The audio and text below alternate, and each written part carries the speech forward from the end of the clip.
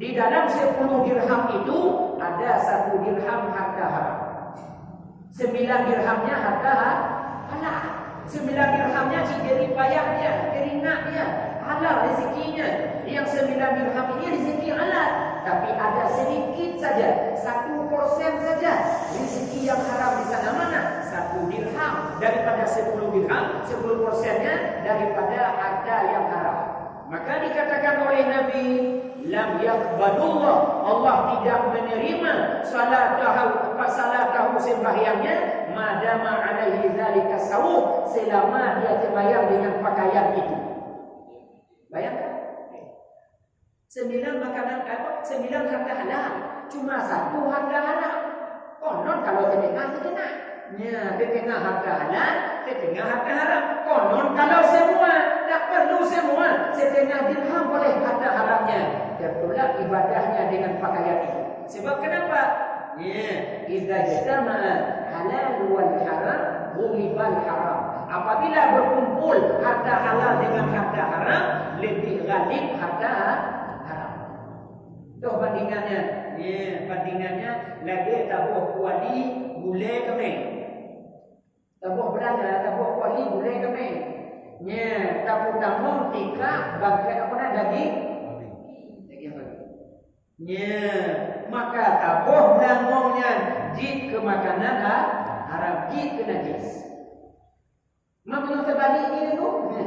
Tabuh belangan gulai B2. Kata tikar daging kambing. Jatuh dalam depan. Memang dah. Ya, mati kerak daging yang haram saja merubah status yang halal tadi. Status yang bersih tadi dirubah oleh yang haram. Inilah kaedah ulama. Idza jama'a halal wal haram, ghulibal haram. Apabila dalam hartanya itu ada halal ada haram, tetap yang lebih dominan, yang lebih menonjol, yang lebih menang harta haram. Sehingga kalau 9 hartanya halal, 1 yang haram, gara-gara 1 ini tertolak ibadah dengan pakaian itu. Taruh mesti kita beli pakaian dengan harga 100.000.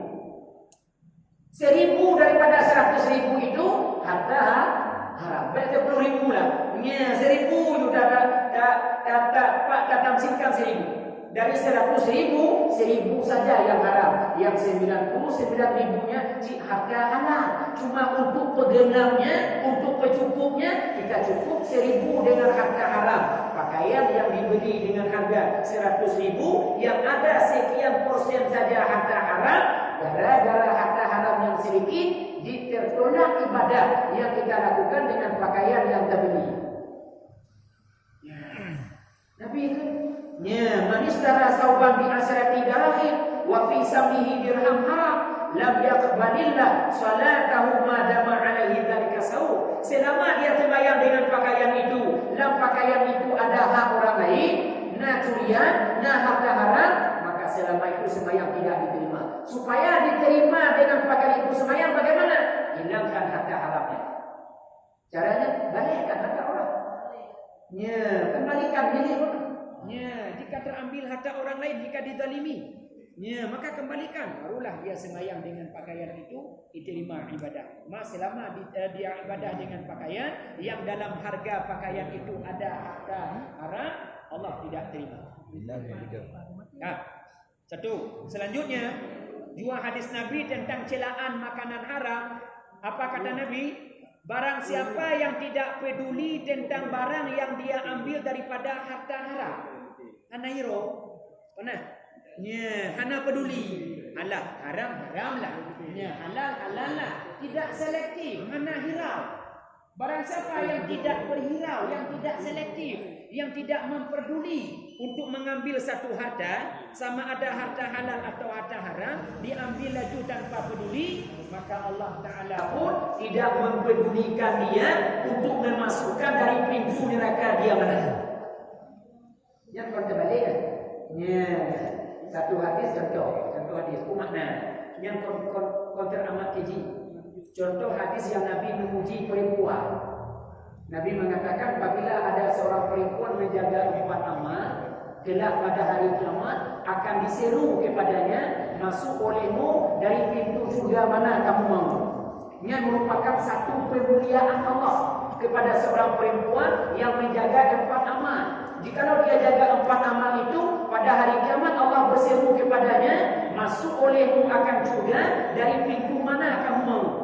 Sebaliknya mana? Orang yang tidak peduli dengan makanan haram. Nah peduli pokoknya kenyang. Nah peduli pokoknya makan. Maka kalau pokoknya makan, apa beda kita dengan bahimah? Punya hewannya pokoknya kenyang perut. Makalah harta orang anda peduli. Apabila ada orang yang mengambil makanan haram, berusaha tanpa peduli, dia berusaha berdagang tapi tidak peduli dengan makanan, dengan harta haram, anda peduli, maka Allah Ta'ala pun tidak akan memperdulikan dia, akan memasukkan dari pintu surga manapun boleh dia masuk neraka. Anda peduli dengan Allah Ta'ala. Yang pasti dia ke neraka. Karena tidak peduli dalam berusaha harta yang halal. Maka berselektif. Di hadis lain berikutnya Nabi mengatakan al-ibadah asyaratun ajzat tis'atun minha fi talabil halal. Andai ibadah itu dibagi kepada 10 bahagian. Ibadah dibagi kepada 10 bahagian kata Nabi, maka 9 bahagiannya kita berbicara pada masalah mencari rezeki halal. Satunya masalah lain. Artinya lebih berat urusan ibadah ini menyangkut dengan makanan halal. Haji menyangkut makanan halal. Cobalah berhaji dengan harta halal, tidak Allah terima hajinya. Bersedekah kepada anak yatim mesti dengan halal. Cobalah bersedekah dengan makanan yang haram, dengan rezeki yang haram, Allah akan kumpulkan rezeki itu, Allah akan campakkan dengannya ke neraka. Di andai ibadah itu terbagi 10, 9-nya dominan pada mencari masalah rezeki halal. Di begitu banyak ibadah itu menyangkut tentang talabil halal. Talabil halal hanya satu bahagian kecil saja yang tidak tersentuh pada masalah rezeki halal. Tapi 9 perkara juzur ibadah berbicara tentang menuntut rezeki yang halal. Artinya begitu pentingnya, begitu perlunya, begitu kita disuruh seriusnya dalam mencari masalah rezeki yang halal. Sebab ibadah 10 juzuk, 9-nya masalah menuntut rezeki yang halal. Hadis lain Nabi mengatakan, man asaba malam min makkah. Barang siapa yang mendapati harta dengan jalan dosa. Tentu jalan dosa itu membawa harta itu harta haram. Kadang-kadang mengurangi timbangan, kadang-kadang menipu orang lain, kadang-kadang curang, kadang-kadang mengganda-gandakan uang ketika memberikan hutang kepada orang lain. Ini maksam semuanya bentuk dosa yang gara-gara usaha dosa menjadikan hartanya itu harta yang haram. Setelah dia mendapatkan harta yang haram, lalu dia pergunakan ke jalan ibadah. Kata Nabi, mana dia pergunakan untuk sambung silaturahmi, dia pergunakan untuk santun anak yatim, dia pergunakan untuk infak fisabilillah, bahkan dia gunakan untuk berangkat haji, dia gunakan untuk ibadah-ibadah yang lain, maka Allah akan kumpulkan semua bentuk sedekahnya itu dan Allah akan lemparkan sedekah dengannya ke dalam api neraka. Tak bermakna. Misalnya orang bertanya, bagaimana orang bersedekah ke masjid dengan harta haram? Bagaimana orang bersedekah kepada anak yatim dengan harta haram?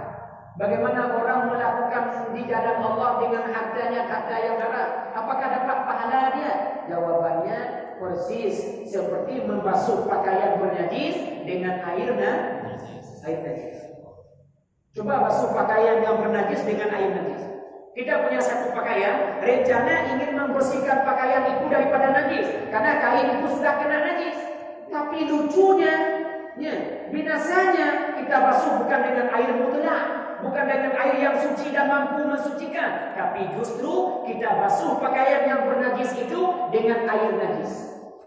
Sudah kita menzalimi harta orang lain, sudah kita melakukan transaksi riba, lalu riba itu kita berikan ke masjid. Yang sama seperti orang membasuh pakaian yang bernajis dengan air najis. Tak akan kunjung suci pakaiannya sebab membasuh dengan air najis. Demikianlah nilai ibadah orang dengan harta yang haram. Ya, dia usaha hartanya dapat dengan jalan yang haram, lalu dengan harta itu dia infak fisabilillah, dengan harta itu dia sambung silaturahmi, dengan harta itu bahkan dia